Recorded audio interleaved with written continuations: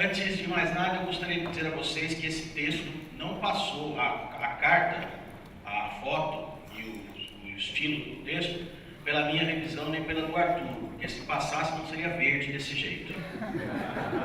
Porque aqui é Corinthians, certo? Então é importante frisar isso. Está verde desse jeito porque não passou pelo nosso livro de avaliação.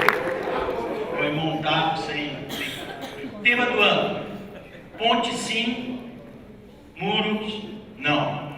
Os desafios pastorais da família na nova evangelização.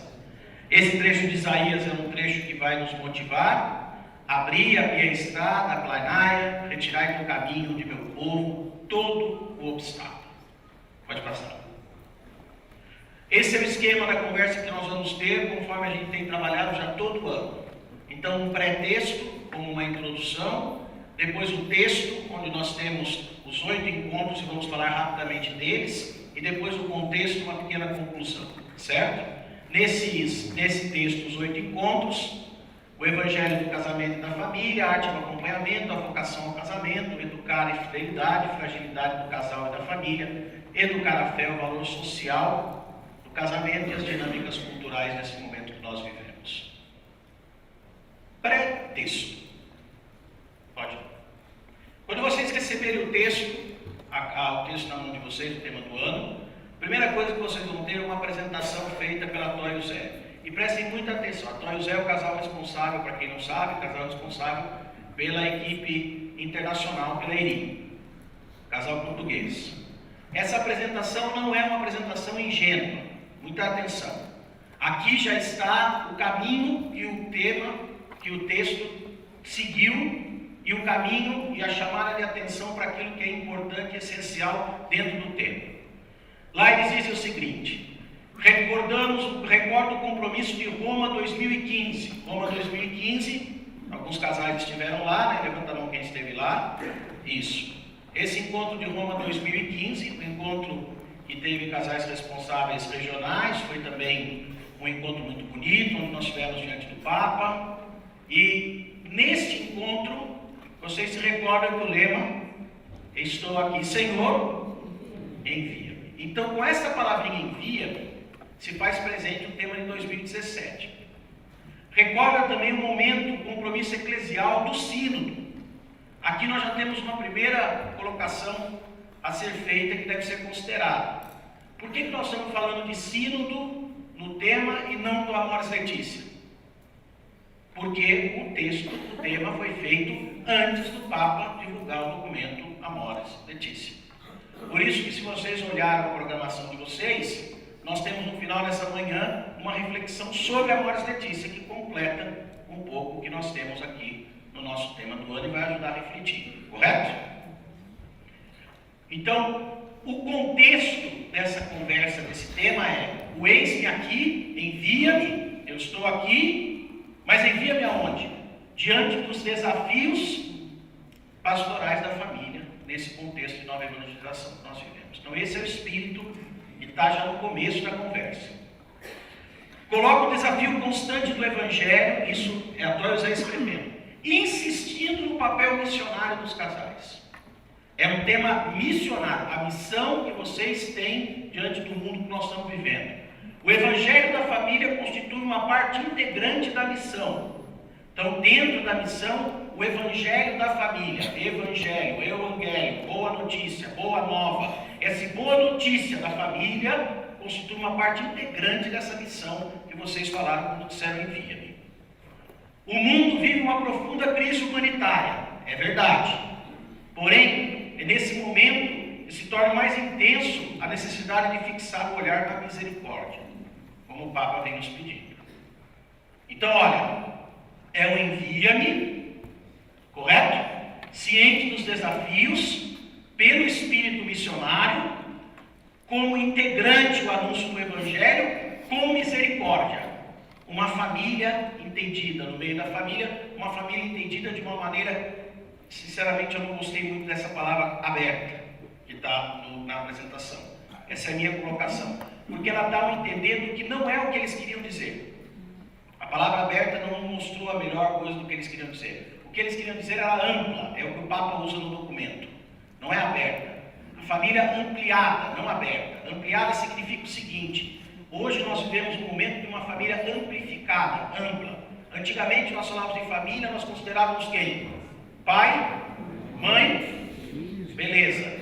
Hoje o teu filho casa, separa, volta para casa e vai morar com quem? Hoje o seu pai fica doente e vai morar com quem? Hoje, estão compreendendo? Então o Papa quer dar um olhar para uma família ampla. A questão da família aberta, parece que a palavra ficou meio esquisita aí. Mas a ideia é essa. A ideia é uma família ampla. A família que não é mais mononuclear. Uma família plurinuclear. Certo? Diante dessa apresentação, pode clicar aí, vem a introdução do tema. A introdução, na introdução, como já foi dito, é da super-região Itália. Lembrando que cada ano uma super-região é responsável pela elaboração do tema.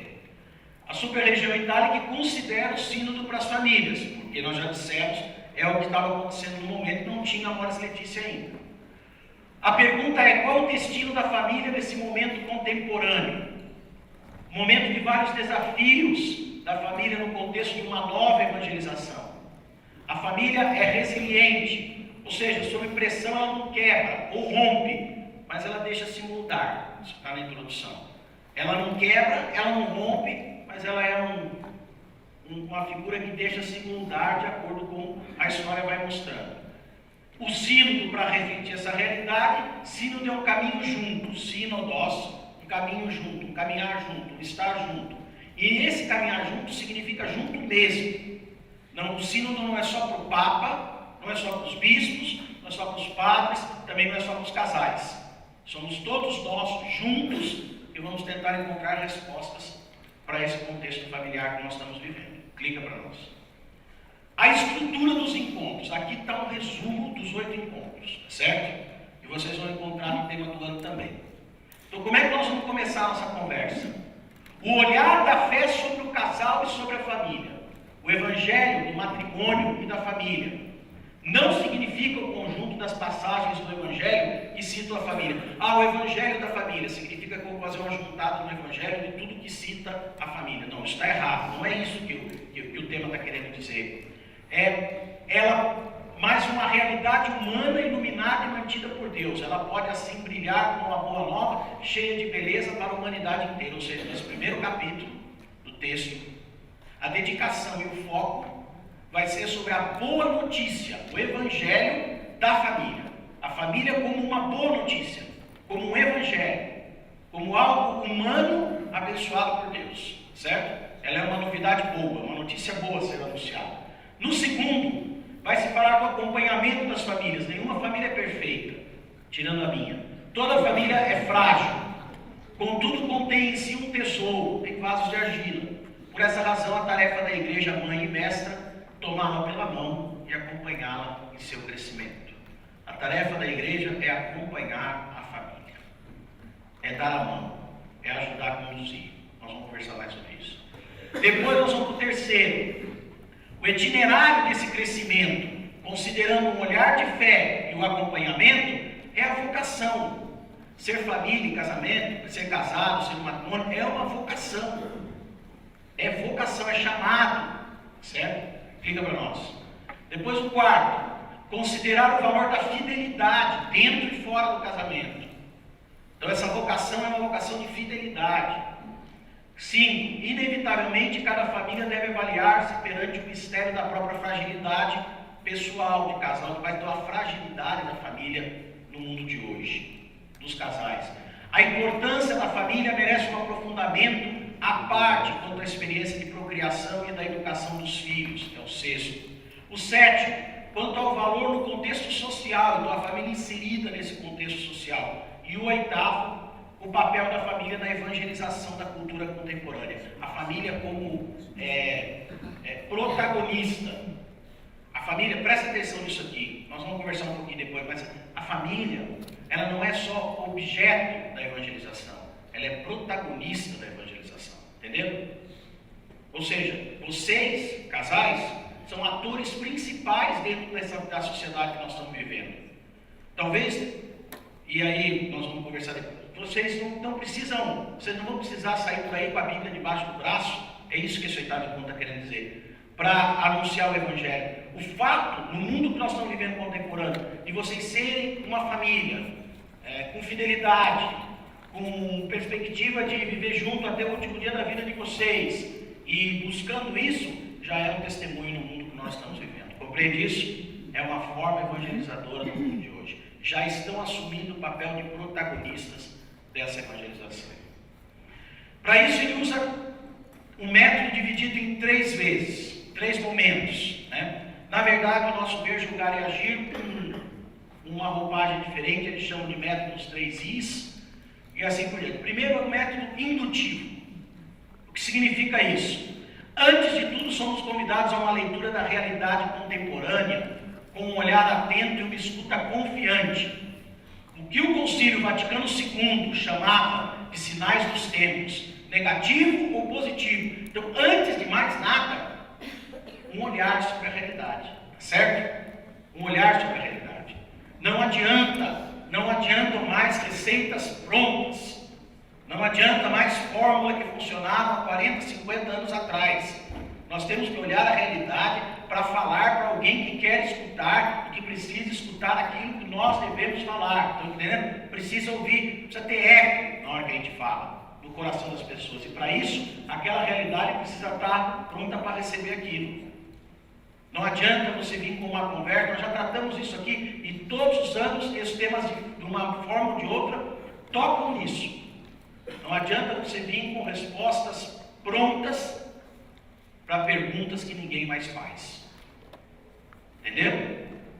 Respostas prontas para perguntas que ninguém mais faz. Não adianta isso.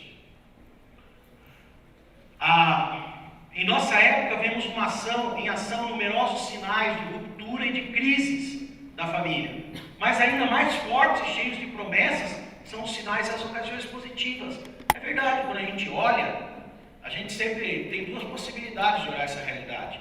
Ou você olha o lado negativo e vê as crises, ou você olha aqui, chegando no fundo do poço, o que precisa fazer? Se está no fundo, a partir de agora, é subir. Então vamos subir, gente, tá certo? Existem sinais positivos de forma olha, a própria fidelidade conjugal, apesar de enfraquecida por numerosos ataques e traições, é hoje de um modo muito melhor que no passado, como dimensão de consciência, de convicção interior, muito mais do que resultante da rigidez e do controle exercido pelos costumes sociais. Presta atenção, uma fidelidade positiva edificou-se dia a dia, bem mais construtiva do que simples respeito negativo de não cometer adultério. Antigamente era o não cometer adultério, hoje nós falamos em a alegria da fidelidade. É verdade ou não é? Antigamente você dizia, não, você vai casar para não cometer adultério, viu?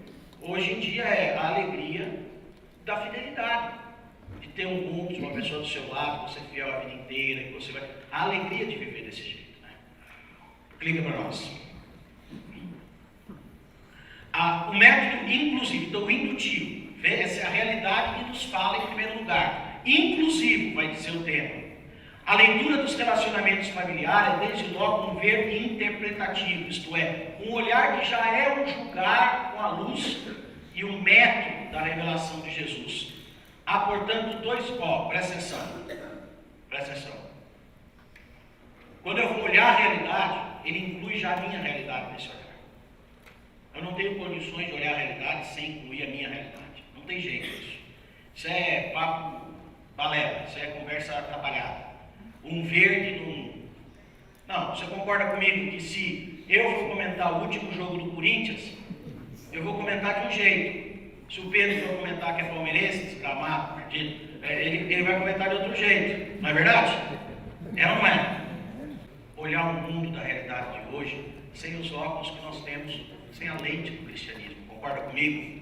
Você não consegue olhar isso sem as suas... Então é sempre um ver interpretativo, certo? Há, portanto, 2 focos desse olhar que nós vamos lançar sobre a família, no tema de 2017. Tem 2 focos desse olhar. A verdade e a misericórdia, diz o texto.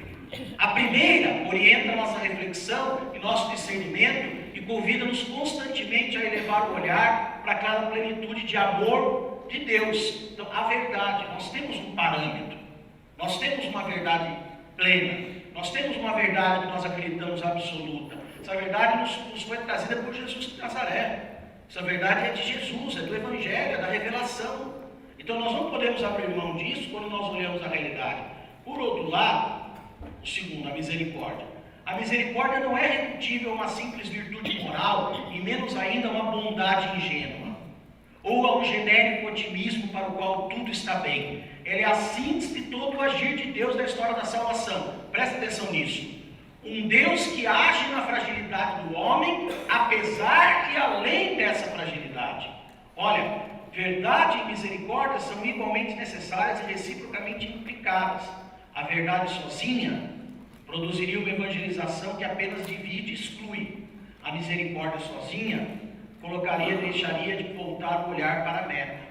Então, se eu vou só com a misericórdia e faço uma omissão da minha verdade, eu não tenho mais a meta. Tudo está bom, tudo está certo. Se eu vou só com a verdade e esqueço a misericórdia, eu vou excluir. Estão compreendendo o que eu estou falando? Sim ou não? Sim. Então, esse método, ele é inclusivo, porque ele coloca o meu olhar e ele inclui a situação. Ele não é um método que vai buscar dividir. Ele não é um livro-tema que busca dividir. Estão entendendo? Eles fizeram essa opção. É um livro-tema de misericórdia e verdade. Verdade e misericórdia. Uma implicando a outra. Eu acho que aqui está a grande tacada para compreender não só o tema do ano, como também o pensamento do Papa Francisco. Às vezes a gente fica com uma visão de que o Papa Francisco, agora tudo é misericórdia, tudo é isso. Não. Você quer entender o ano da misericórdia do Papa Francisco? Você pega os escritos dele, mas pega a prática dele, como está sendo firme, dura, quando precisa da justiça e da verdade, dentro principalmente da vida da igreja. Né? Eu tenho um amigo padre que fala o seguinte: o Papa Francisco é bonzinho com todo mundo, com o nosso padre ele mete o pé. Está desse jeito mesmo, né? Olha, método itinerante, um método capaz de se tornar companheiro de viagem do homem e de hoje, para uma igreja não somente mestra da verdade e mãe da misericórdia, mas também irmã do caminho. O sino do exórdio está sendo uma igreja maternal e perita em humanidade, no acompanhar os itinerários de crescimento. Esse método, ele quer ser a partir da realidade, com um olhar que inclui essa realidade, sem perder a verdade. Então ele é indutivo, inclusivo e itinerante. Ele quer fazer parte do nosso itinerário, é um método que quer caminhar conosco, que quer nos ajudar a acompanhar o caminho das famílias de hoje. Está compreendido isso? Sim ou não? Sim. Ok, clica para nós. Aí ele põe dois exemplos, a ostra e a pérola, vai estar lá na introdução do livro, né? Quando ele fala da inclusão, assim como a ostra, a concha que está lá com a boca aberta e cai a poeirinha lá, o grãozinho de areia, né? Que é a impureza do mar, e que ela não cospe fora, mas guarda e transforma numa pérola preciosa. Talvez muitas impurezas que nós estamos ao nosso redor não são pérolas preciosas, porque nós descartamos por muito tempo e não ajudamos a incluir, certo? Então a forma de cuidar, o jeito de cuidar, nós temos que discutir, mas nós não podemos descartar, certo? E o farol, que está firmado em cima de uma base firme, de uma doutrina segura, né? E firmado com isso ilumina todas as realidades. Além disso, olha, eu quero entender a minha ignorância, que eu não pus no Google de propósito. Archote. Archote, eu acho que deve ser uma lanterna. Porque o exemplo diz que é o que vai caminhando junto, que mostra, que aponta a luz. Então não está só fixo, vai caminhando. Está no texto. Essa palavra é nossa, português? Brasileira? Archote? É do sul, sabe? É isso aí, padre. É um farol, iluminado assim. Aquele. É esse negócio mesmo que vai andando com a luz, entendeu? Então é isso aí, está lá no livro. Vai lá. Ok, clica para nós. Atenção! Texto. Os 8 encontros. Vai. De onde parte? Eu gosto muito dos esqueminhas. De onde parte? parte da família na nova evangelização. Essa é a preocupação. Então, para falar da família na nova evangelização, vai lá. Olhar essa família com fé. Com fé. O primeiro encontro tem um texto, um tema que mostra, é o Cântico dos Cânticos. Marido e mulher. Atenção aí, marido e mulher. Dá a mão. Dá a mão. A parte de cima, lá, todos rezem juntos. Para aí. É negócio de beijo, só marido e mulher, os padres. Vai. Beija-me com os beijos de sua boca, porque melhor é o teu amor do que o vinho, suave é a fragrância dos teus perfumes. Agora o marido fala para a mulher. Como és formosa, amada minha, como és bela. Agora a esposa fala para o marido. Como és belo, meu amor, como és encantador. Agora calma, que nós temos o dia inteiro ainda depois. Vocês calma aí, se comportem, tá certo? Você vai ficar derretida. Esse é o tema que tem no primeiro encontro, o Cântico dos Cânticos, né? O olhar com fé nessa realidade da família. Olhar a realidade da família com quem tem fé, tá certo? O evangelho do casamento e da família. Qual é a boa nova para nós, marido, mulher, cristãos desse tempo? A palavra evangelho significa precisamente boa nova. De fato, essa palavra contém uma perspectiva de alegria que se manifesta externamente no casal e se concretiza em sua fecundidade e sua missão evangelizadora. O sínodo convoca-nos ainda a assumir mais responsavelmente essa missão. Então, a primeira coisa, o primeiro encontro vai ser: o casamento deve ser olhado, a família deve ser olhada com um olhar de fé. Nós acreditamos nisso, isso faz parte do projeto de Deus. Isso é um encontro belo, clica para nós. Aí, olha, esse texto está com cada testemunho tão lindo, um mais lindo que o outro. É verdade, ele está assim, ó, ele chama a atenção essa parte dos testemunhos. E vocês leiam com carinho, com atenção depois. Tem coisas assim belíssimas que a gente não consegue dar um... Olha esse testemunho. Quando fala de fé na família, né?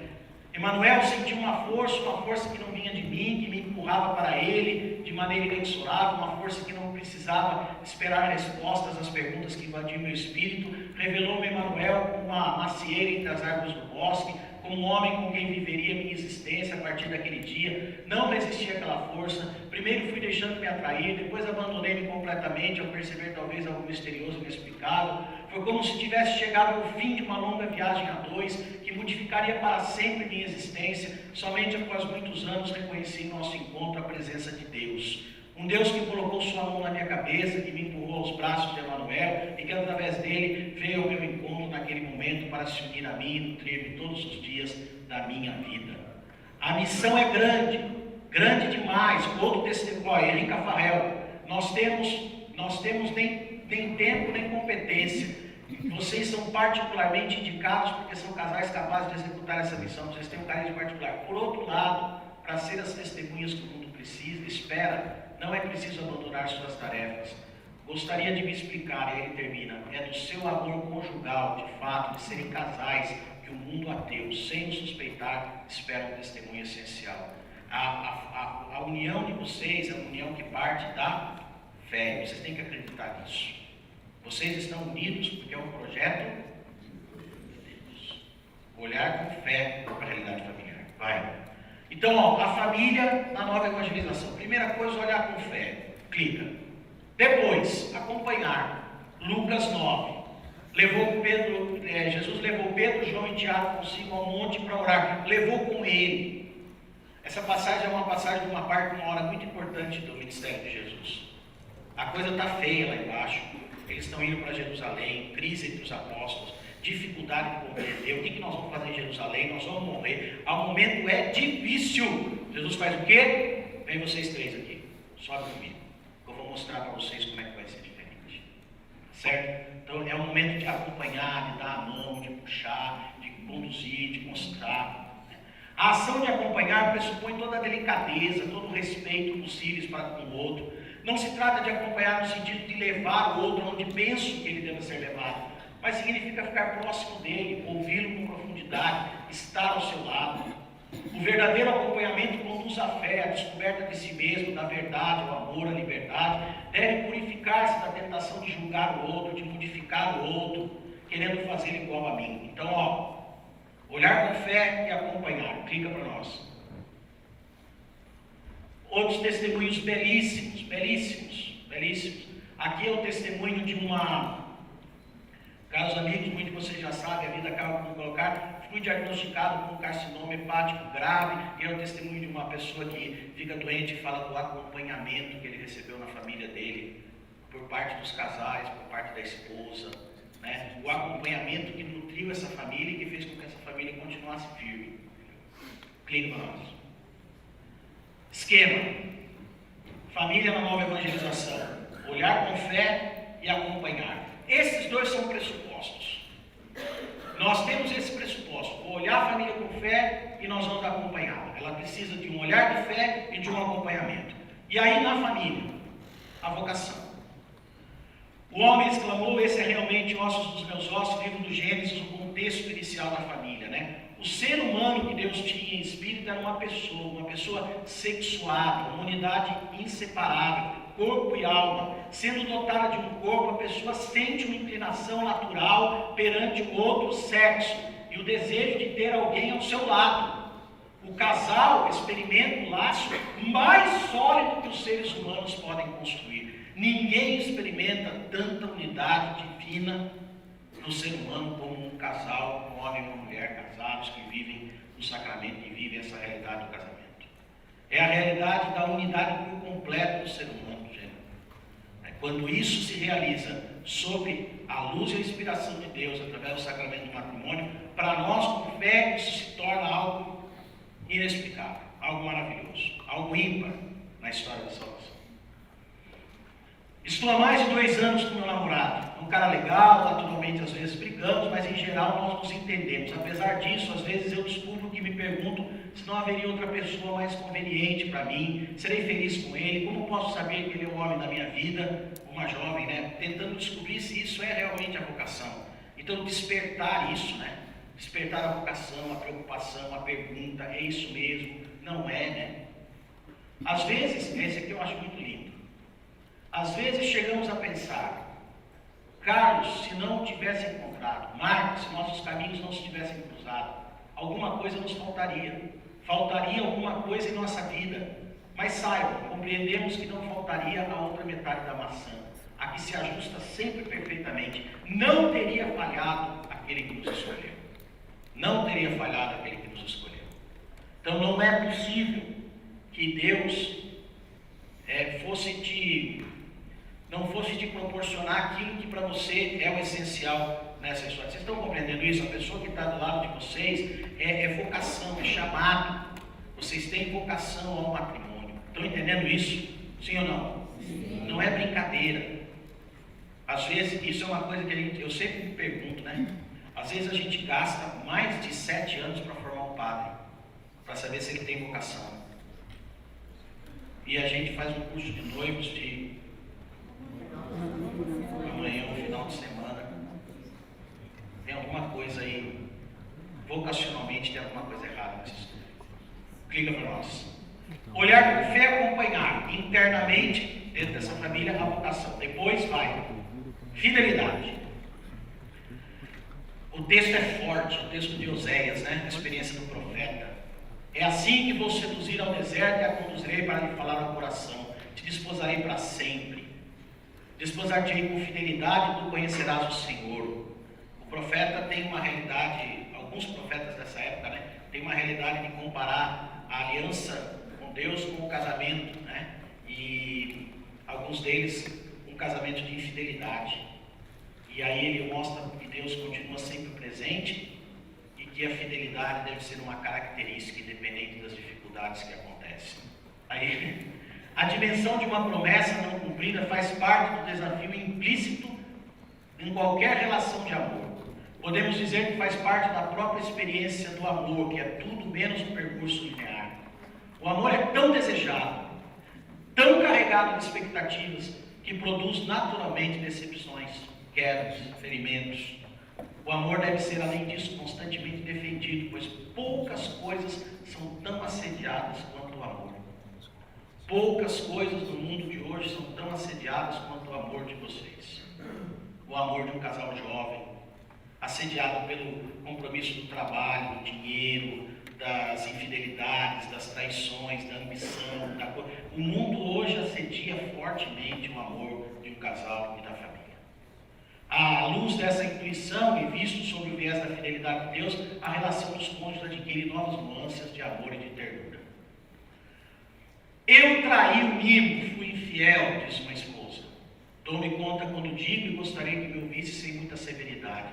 Eu traí cada vez que não o acolhi como pessoa, como marido, como amante, como pai. Eu traí quando pensei ser somente mãe, esquecendo-me que era antes de tudo sua amiga, sua esposa. Eu traí quando deixei meu trabalho colocar-se acima de nossa relação, quando cansadamente preparei um jantar insípido e triste, quando meus cabelos pareciam estar e estavam mais cansados do que eu. Eu traí quando minha preguiça inata transformou nossa sala de estar em uma imensa sala lá, enxuga, passa, com cestas,